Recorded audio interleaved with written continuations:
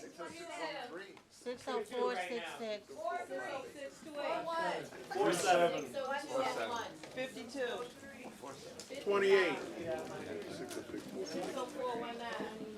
And one of the things that Judith did in this film was when we able to leave here making connections between zip codes and reality. And what that happened. Yeah. But even now, all going on, because like I said, some of us moved out of these neighborhoods. Yeah. And so those dynamics. And so it's very important for us to make those connections, and I think that was a wonderful tie. The film is just awesome. For those of us who've been through it and saw it, it was very accurate. And some of those dynamics, we didn't even know we were being hoodwinked. But it was what it was. And so we're thankful for that. And this is the kind of film in your congregations, in your synagogues, and other places that to refresh people's spirit to understand the battle is still on, and the work still needs to be done. But we're thankful to have this evening panel, and I want to begin by asking the panel to introduce themselves because my memory is not great. So I'd rather you introduce yourself and present yourself. Just to first give an introduction, then I want you to talk a little bit about what you feel, how you felt, and your zip code, and the challenges that you guys face as leaders. Marshall Hatch, New Mount Pilgrim Baptist Church in West Garfield Park. The zip code is 60624. I can't hear you. Marshall Hatch from the New Mount Pilgrim Baptist Church on the west side of Chicago.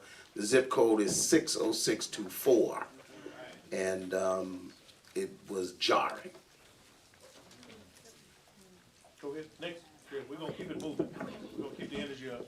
My name is Lizzi Heydemann. I'm a rabbi, and the community I run is called Mishkan, Chicago. And Mishkan refers to, in the Torah, a place where God's Spirit dwells where there's no building. So the zip code question is actually kind of a hard question because we move around, but we tend to meet on the north side. And the first time I saw the film, I was upset, I was uncomfortable, and seeing it again tonight, I'm just mad and sad. Rabbi Funnye from Beth Shalom, been the Zaken Ethiopian Hebrew congregation, 6601 South Kedzie Avenue. I live in zip code 60643, but my community, our synagogue is located in 60629, and that is our zip code at the community, which is a very highly impoverished area. Okay, and I'm Pastor Booker Vance. I work with Elevate Energy. I live in 60619, have been in 60619 for about 30 years. And I've been in various parts of it, but that's Chatham and Avalon, and West Avalon, and those particular neighborhoods. And I'm just shook. That best way I do it. I'm shook, and trying to kind of make some sense of that. Now, let's do some homework real quick, because one of the things that happens from this film is we want results. So keep this paper out, get it out, don't lose it, so that we want you to fill this sucker out before you leave here. So please start looking at it to see what's going on, number of questions on it. We want to make sure that happens, okay? So just pull that out now so you have it, and let's just kind of review what you got in front of you. They have a number of questions. It's what they call a Likert scale. So it's if you go from least to more, and it's a five point scale. So I'd ask you to make sure you do that. But we want you, before you leave here, make sure you turn this in, okay? Now, so the next piece that we want to talk about, we want the faith leaders to talk about, then we want some response. How in your community, and listening to what we talked about being shook, you talked about being jarred, mad. It's a repeat. It's just a repeat of the history. It's over and over and over and over again. It does not change. Okay. So now the question is, can y'all talk a little bit, because you talk about mad and jarred. The issue is now, what are the things that you've seen in your zip code that you've been doing that trying to address some of the dynamics, but our memory, as you know, gets short, and the repetition is continuing. And even this week, we see conversations going around with communities that are disenfranchised, and that non-acknowledgement of the history that has put this together and the reality of how we respond. Can you talk a little bit about what's going on and what you've been kind of, or the challenges? No, number one, I think the issue from the film about racism is deadly. The disinvestment, the continual morphing of the system of racism in America, of social control of African American people and African American bodies. We see this over and over again. I think an important question is what is unique about Chicago? So when we restate the fact that Chicago is the most segregated city in the country, and those of us who travel know that that is an absolute fact, that these communities are exploited for reasons of power. You know, one of the reasons that Chicago is such a dynamic city, it's the place where agriculture is priced. And so the booming black population that threatened political control and economic viability has absolutely has been war against that community. I mean, all of these conditions are made and are very intentional. It's very difficult to convince a black person in Chicago that this is not a conspiracy against the black community in Chicago. So we've seen this disinvestment over and over again. In West Garfield Park, where we are, we work with young men at a high risk for either violence or perpetrated or victimized by gun violence. And we have a residential program on the campus of our church. And one of the things we do, not just provide the job and the kind of job readiness and so on, but to really give them some definition of the context, how we ended up where we are in West Garfield Park as a part of also the intellectual enrichment to kind of understand the circumstance we're in. Okay, Rabbi, let's talk a little bit about some of the work you guys do. I knew they were going to ask this question. So talk about the work that you do to, you know, throw yourself into the wheel of all of this injustice. Like, what are you doing? And my answer is not enough. Okay. And you know, there's a phrase that comes out of Jewish tradition. You don't have to finish the work, but you're also not free to ignore it. You don't have to do everything, but you're not free to not do anything. You got to do something. And so the question is, like, what's our work to do? And the way we've gone about even approaching these issues has been to look for partnerships with organizations that are doing direct work with these issues. We're a Jewish spiritual community that does Shabbat services and holidays and, you know, the holiday celebration and, you know, workshops and learning. And all of that motivates people to want to do something. I want to do something. What do I do? And so you have a bunch of people with a lot of goodwill in a part of the city that in this film was sort of shown as the foil, you know, the wealthy, well-resourced other side of the city. And there are a lot of people up there who would love to be helpful and are like, what should we do? What can we do? And I think there's a sort of profound lack of coordination among the people of goodwill and the, you know, people who actually know what is needed in those neighborhoods. And so we have a few partnerships with a local homeless and food shelter, with local community organizations, one North Side with the Jewish Council on Urban Affairs, that essentially work with grassroots organizations in neighborhoods across the city. And we say, how can we be helpful? And we'll show up, you know. But that feels profoundly like not enough. And I guess I'll stop there. She mentioned the Jewish Council on Urban Affairs, and we saw some issues where people were buying houses on contract. The Jewish Council on Urban Affairs, the founder, Rabbi Robert Marks, partnered with a priest, a Catholic priest, to set up a contract buyer's league to try to protect individuals that were buying these homes and might miss a payment because of illness, because of someone being in the hospital. And so they developed this league to fight this issue of people losing their homes. And that started in 1964.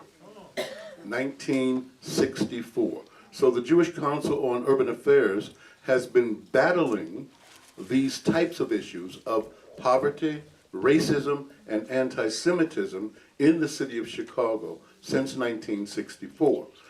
On another note, this problem is much larger systemically. It goes way beyond Chicago. Dating back to the 1940s, the federal government decided that areas of our city, of our cities, because Chicago's just one example, where they said we will not invest in these areas. It's called redlining. And they redlined where they would not put any money. They redlined, there's no need for a bank to be there because the banks are going to loan you any money. So the redlining still continues to this day. And I don't care if you see U.S. Bank and Citibank and a few of these neighborhoods today, or a few of these zip codes today, the redlining still is persistent. It is not going away until someone makes it go away. And just simply saying marching is not going to do it. You have to fight economics with economics. And so you must devise plans and planning to move. How do we change the systemic inequities that are facing the city? But how do you do that? No, you raised the question because that's a piece, go ahead. The rabbi is on the point, because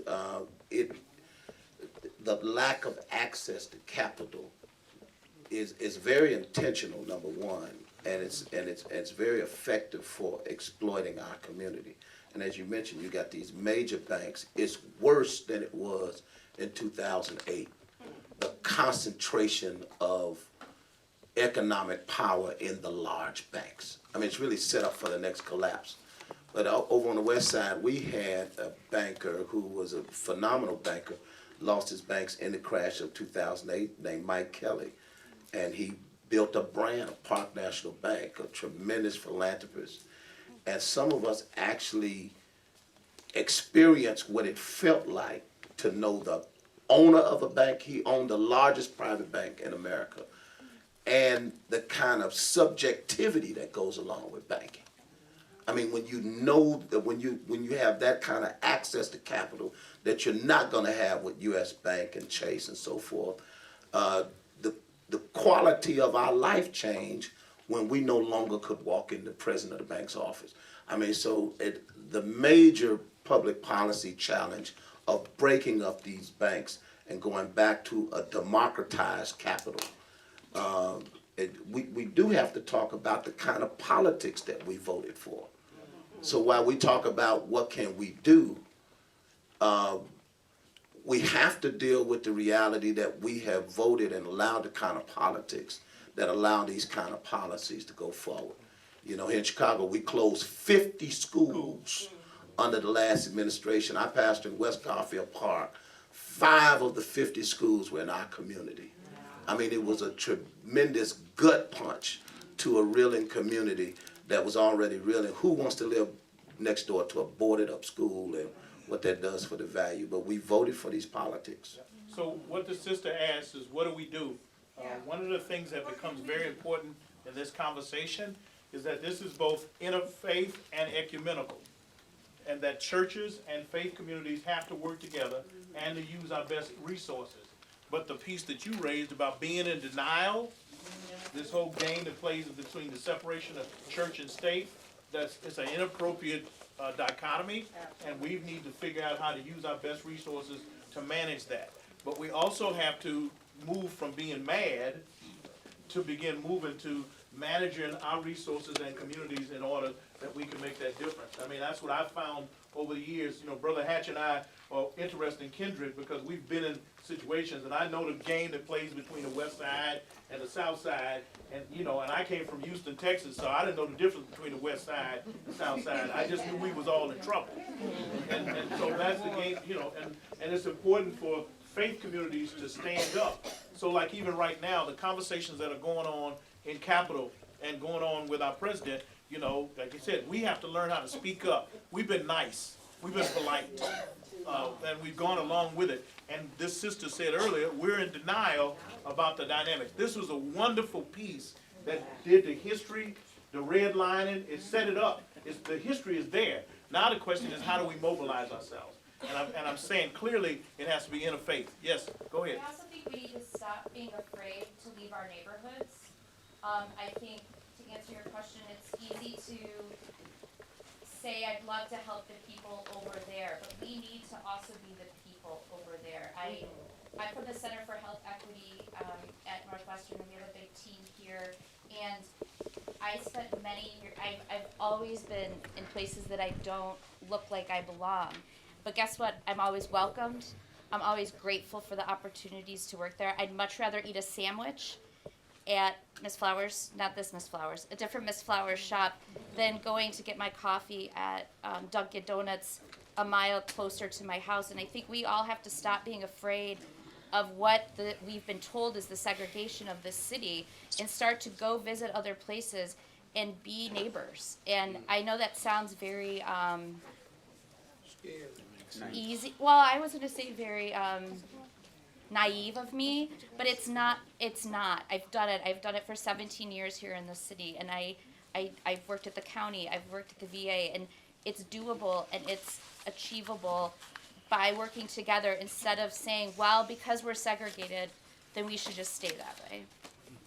You know, clearly we have to push beyond the boundaries, but then the question is, what do we build as a result of that? Correct. Because we do have some history of some inequities Yep. that have You gotta gone go on. there first. You gotta And- work together first. Right, and we have to work through that. So So, we have a great opportunity to invest in communities that previously have not been invested in.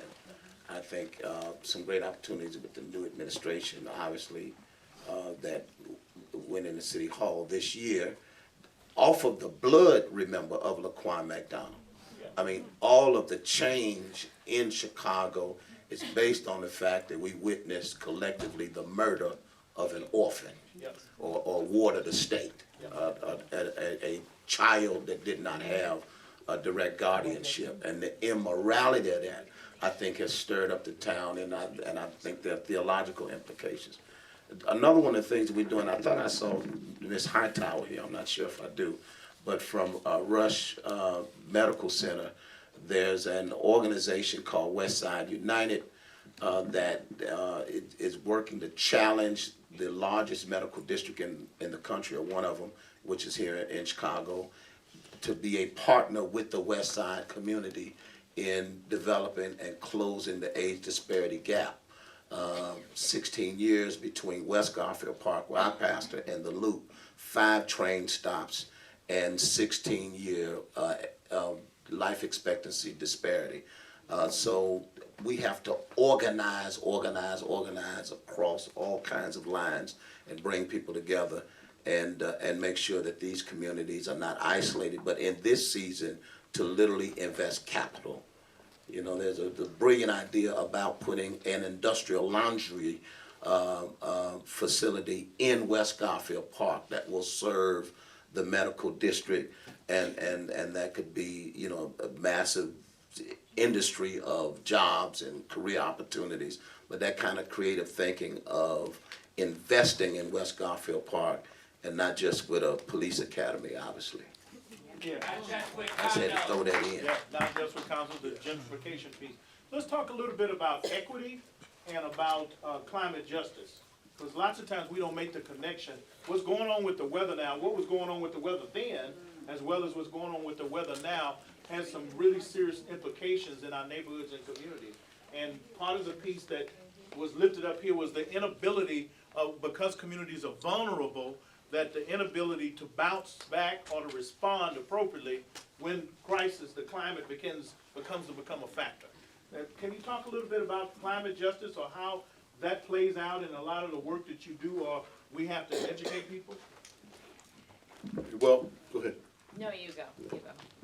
You can speak to climate justice by speaking to economic justice.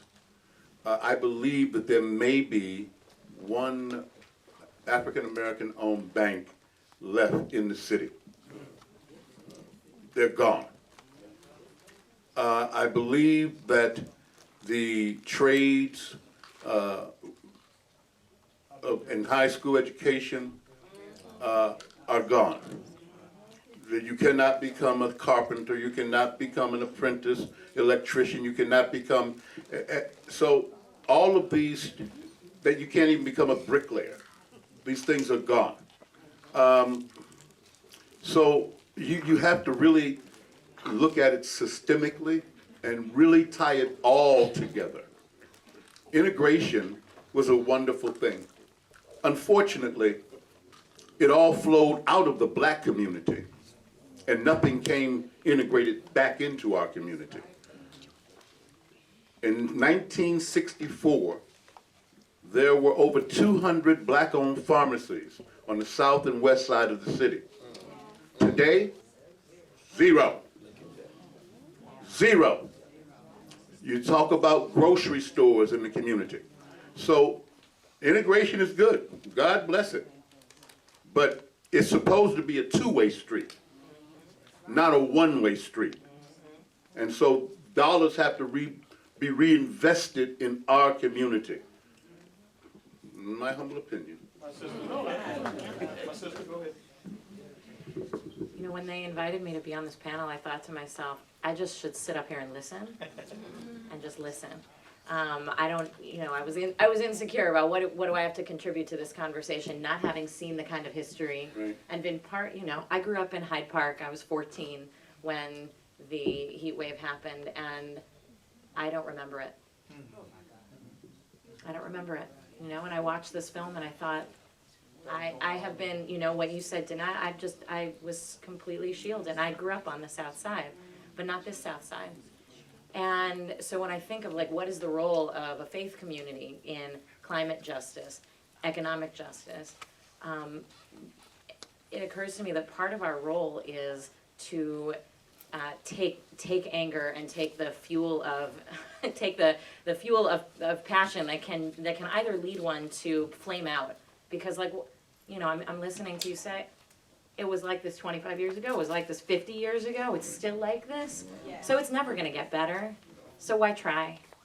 You know, and to say instead, if we're gonna be people of faith, like there are resources to be marshaled, that is for sure. We've seen that, we know that.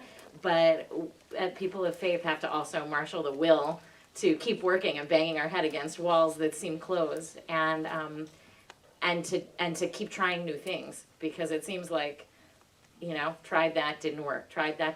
So okay, so let's keep trying. Right. And let's keep reaching out. Let's keep learning about, you know, each other's communities.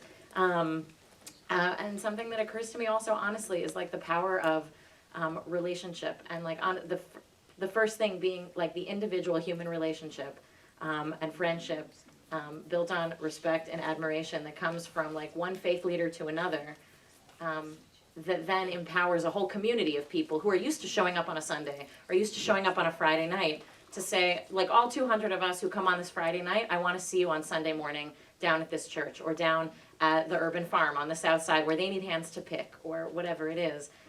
We are people who are used to showing up. Like, what should we show up for? Where can we show up? And I think that's actually something that faith communities can give, that I'm not really sure even who else knows how to mobilize in the way that faith communities can be mobilized in the right time for the right thing. Talk a little bit more about equity and equity relationships, because I think one of the pieces my sister talked about going into other neighborhoods, I mean, we've had some benevolent kind of behavior that's gone on historically that's been problematic. And then we have some problems, challenges with how do we empower young men and women to be able to be authors of their own destiny and what that looks like. And then we've had, I claim that the violence has a lot to do with the lead in the water, as far as I'm concerned. And that's when I talk about environment. But it's important for us to kind of think about equity in relationships. How do you develop equitable relationships that we're able to build off of? Because the top-down benevolent stuff, which is a part of the history of many of our traditions, that we do benevolent stuff for others without empowering folks to take control of their own destiny. Talk a little bit about equity and how that looks, how you think that might look or looks in the work that we'll be doing together. Or did I set it up right? I'm not sure, but I think the point of the film is a point well taken. That sometimes we act as if we don't know why things are like they are, when it's all intentional. I mean, it's all by design. The Rabbi brilliantly mentioned again trade unions. It's not that people aren't building things. It's that we've systematically excluded black people from trade unions. I once was told in private by a person I wouldn't name who understood how these things happen, and it was a non-black person. It's a high-ranking government official in private who told us, he said, if you say I said this, I'm going to say Reverend is a lie. I never said it. He said, but I'm going to tell you. He said, every time you see a capital bill, it's a white folks jobs bill. So we just did $46 billion for a capital bill in Illinois for the next 6 years. We're going to throw crumbs in the black community. But the electricians and the carpenters and the plumbers and the tradespeople get to eat another 6 years off that bill. Because racially, we've excluded black people from parts of this economy. And we can't say black people can't build things, because the White House was built. The White House? And the Capitol? Capitol, yeah. Okay. And so European immigrants were brought here to displace black people from that part of the economy. My point is, the point of the film is that all of this was intentional. The immorality of it is, we're going to all suffer if we're not intentionally in correcting it. I think we've learned that the violence, number one, is not going to be contained.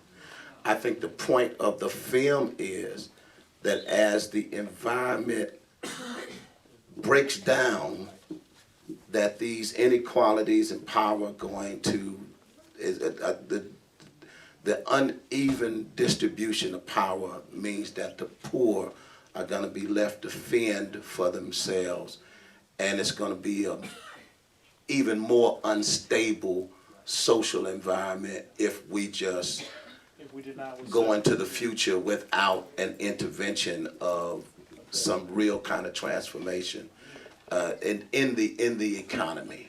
A democratic capitalism, a decentralized access to capital. So opening the floor for questions, because our time is ready. But I also pull that sheet of paper out and let's start working on it. I need your information on the bottom of the sheet so that we can continue this conversation and let you know what's going on.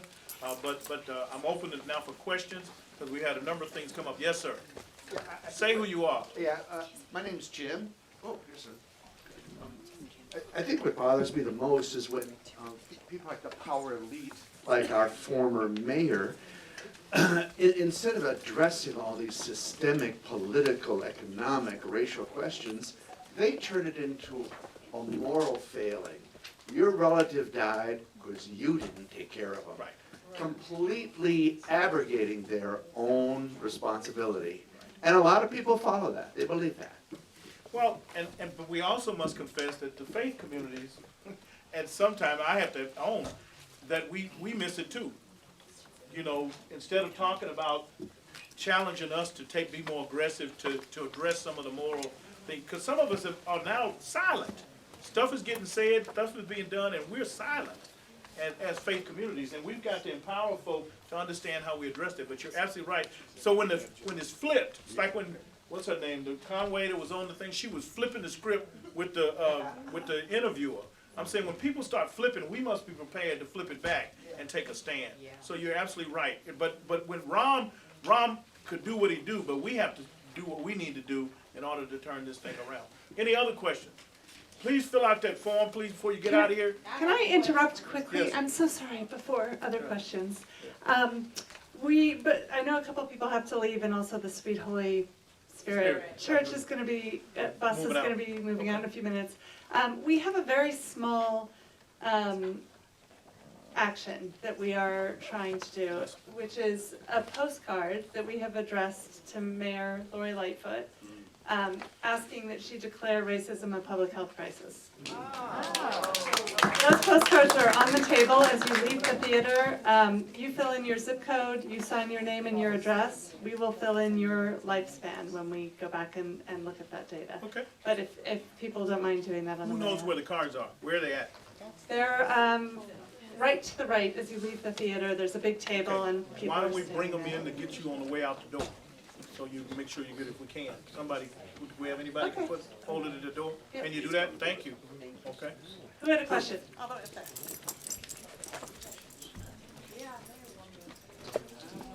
How do you feel about media coverage?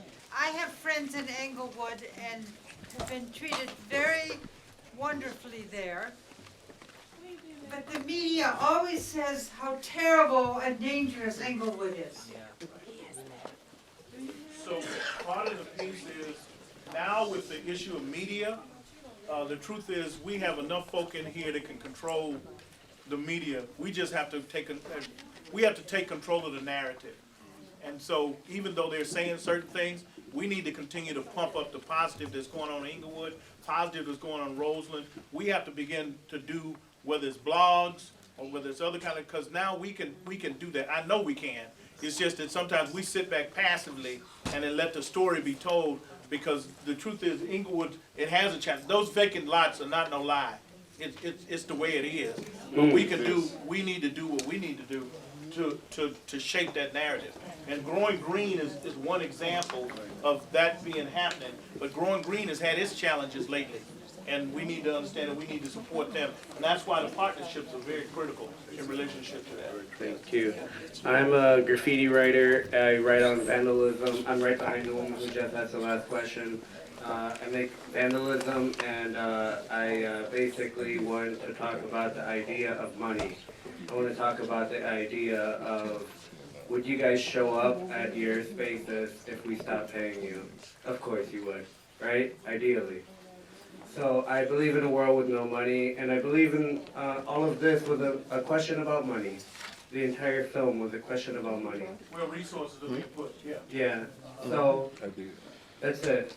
And I want all of us to think about it, that when the money stops, aren't you going to want to start doing something still? We have And to. we're all going to keep doing stuff. And I know it sounds so ridiculous that money will stop one day. But as a graffiti writer, I want you to know nothing is paying me. And I would jump in front of ridiculous situations to do it. And then they call that a problem. But I'm a young man from 59th and Calumet who has traveled across the planet doing graffiti. Okay. And I just want that out there. And I want to ask you guys, as pastors and rabbis, no more money. Politics. Y'all gonna hang out or what? What's going on? Politics is the control of the scarce resources of a society. And that's what politics is. And when one individual or a group of individuals holds political sway, they then hold the purse strings. They hold the purse strings of the individual projects or whatever's going to happen, you know, within the context of a society. So if we could live in a world without money, I can't get on the bus with my good looks. No, I can't.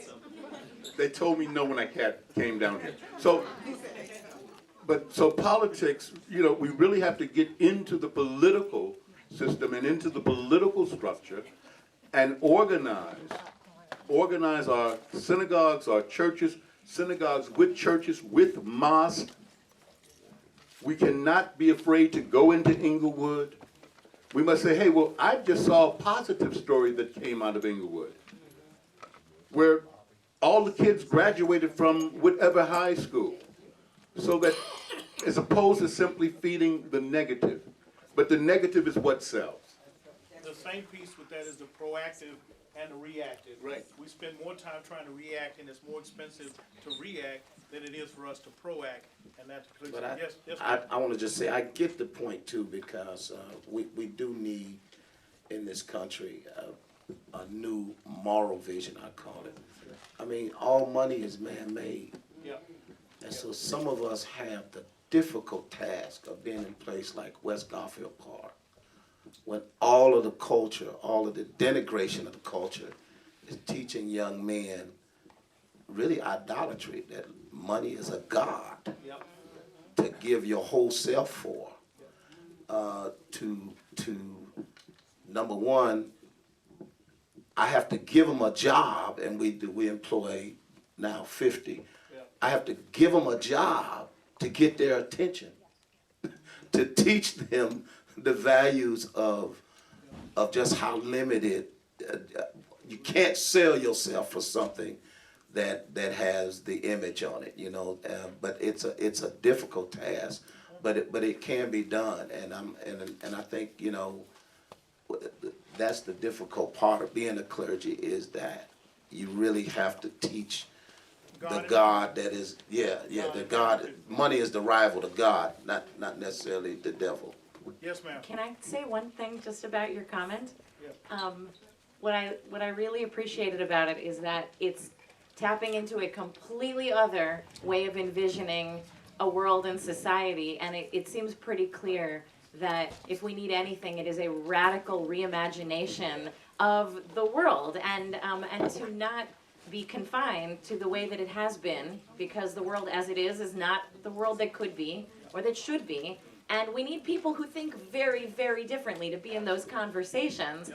You know, when we saw the picture of all the guys doing the FEMA exercise of the earthquake, I looked around and it was all dudes. There was like one lady in that room. And, you know, this is also, I think there's a really interesting gender question of who have been the people in the rooms making these decisions for years and years and years. And, you know, who were the people in that bus in the, you know, giving away the apples? It was the nurturing women. And there's an interesting conversation to be had about who's not in the room making these decisions, and what new fresh ideas could be brought in to completely re-envision what the future could look like. And also this issue with mirroring, so when feminists mirror what white supremacists are doing now, and they become better mouthpieces of the same stuff, we have to be challenged by it. You're right, the whole thing we got to rethink. The one lady back here, yeah.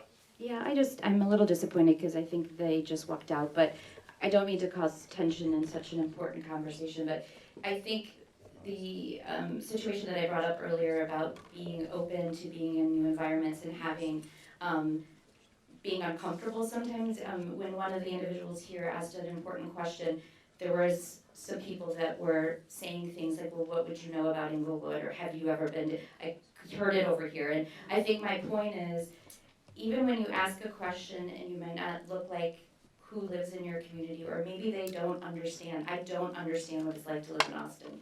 I don't. But I'll tell you what, I got on a bus every single day for 5 years and went to the corner of Chicago and Cicero and waited there with everybody else and came back, and the bus drivers asked me if I was lost. They told me they were uncomfortable dropping me off if it ended at the Pulaski stop. I mean, my point is, don't make expectations that when people are asking questions that they're trying to be biased, or that their ignorance is in the form of racism. It's because sometimes people just don't know. And if we can all be open to answering questions or being supportive of one another, even if the question seems to you because of your experiences as a microaggression or something like that, be thoughtful, raise higher, teach that person, and it's not always about somebody asking because they're trying to put you down. That's all I wanted to say, because I heard it happen and it makes me upset. Well, but the piece that we haven't been together, so we've got to learn how to be together. Let's do it in this community. Well, it'd be nice if we could do it here tonight. We could get it solved, but we can't. So I think sometimes with Vito and I work together, and there's sometimes when some days we're hearing each other, and some days we ain't hearing each other. But we have to work together, and so we stick at it until we get it. But there's sometimes they call it something about white frailty or something. that there are times when you have these conversations and white folk get sensitive to the extent that they can't take it. And I'm saying we all gotta learn to take it, because these are hard conversations, but Some don't white take it, people. huh? Not all white people, some. Exactly. And it's some black people, and some brown people, and some, and so, no, we're not gonna all work this out in one day, but at some particular point, sometimes I know we need to have listening lessons. So listening means sometimes I need to hear you, and I don't need to process it, I don't need to defend it, I just need to hear you and let it set here in my heart so that it can discern what's being shared. So, and that's what talking's about. It's about, but we do more talking than we do listening. And that's the part that we gotta work on, is how do we listen to one another and begin to process certain things. So I'm with you, but don't get mad with folk because they don't filter it right, because they wasn't on that corner 5 years like you were. Even some of us black folk ain't been on that corner. Because I had one kid told somebody to go to 63rd and Cottage, and told the kid, just be there, we'll pick you up. I said, I don't go to 63rd and Cottage and stand. You know, I mean, I don't do it. And so, you know, some of y'all, you're daring, but sometimes we don't want to be daredevils. And so we have to help each other. So that's this conversation. That's what this is about. Yes? I didn't turn around to look at the person who spoke behind me. Right. I just want to say, Microphone. oh, I'm sorry, thank you. I didn't turn around to see who you were. I just want to tell you, I heard you. Yep. Okay? I heard you. Yep. And then I'd like to say thank you to Rabbi Heydemann, especially for saying that about, while we're doing all this other work to assuage things and to mitigate hurt and to lessen some of the impacts of what's going on, we do need to, at the same time, have a radical vision for the future, because what existed won't exist all the time unless we perpetuate it. And there is nothing that is going to make capital end except people, and the misuse and the abuse of people through capital. There's nothing that can do that. And to what you're saying, Reverend, as well, and I think that what Rabbi Funnye said, I think that we need to be very cognizant of solidarity. Solidarity, because nobody is winning this on their own. No, we got to do it together. Okay, so we got postcards we need you to fill out, and are they at the door? Where are they at? No, I think there's a few got it. going Good. around, but they're also outside the door So to please fill the those right. out. Fill out your survey. Please make sure that that's done. We need that turned in. So we have two data documentation, okay? Then I want to thank the panel right here.